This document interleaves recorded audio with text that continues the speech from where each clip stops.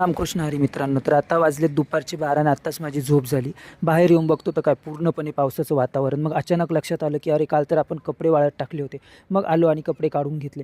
आता बसलो रील बघत, तर रील बघता बघता मला एक रील आली बालुशाहीची. मग काय आपल्याला बालुशाही खाऊशी वाटली, म्हटलं चला लगेच आपण बनवूयात घरच्या घरी. मग काय लगेच किराणा शॉपमध्ये गेलो आणि बालुशाहीसाठी जे काही साहित्य पाहिजे होतं ते घेऊन आलो आणि मग मस्तपैकी बालुशाही बनवली.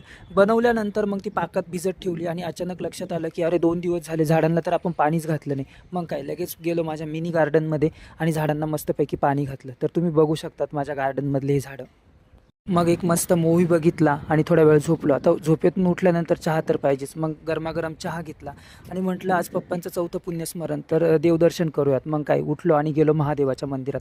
मस्तपैकी दर्शन घेतलं आणि रूमवर आलो. मग देवाला दिवा लावला, देवपूजा केली आणि ऑफिसचं काम सुरू केलं. तर आज 14 ऑगस्ट, आज करेक्ट 4 वर्ष झाले आमचे वडील आम्हाला सोडून गेले सेकंड कोविडमध्ये. तर आज त्यांचं 4थं पुण्यस्मरण. मग आम्ही असं ठरवलं, की घरी मोठा कार्यक्रम करून जेवण देण्यापेक्षा शेवटी ते जेवण करून लोक घरी गेल्यानंतर नावच ठेवणार आहे, की जेवण असंच झालं, हे कमी होतं, ते कमी होतं. मग त्यापेक्षा आम्ही ठरवलं, की एखाद्या अनाथ आश्रमाला जर आपण जेवण दिलं तर त्या चिमुकल्यांचे आशीर्वाद कुठेतरी कामी पडतील.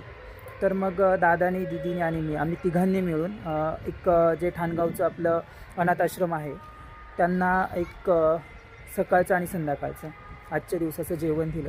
आणि ते एवढं चांगलं वाटतं ना, तर मी अक्षरशः त्या मुलांना फोटोमध्ये बघितल्यानंतर असं वाटत होतं ना, की आपल्याकडे सगळं असूनसुद्धा आपण नेहमी दुःखीच असतो.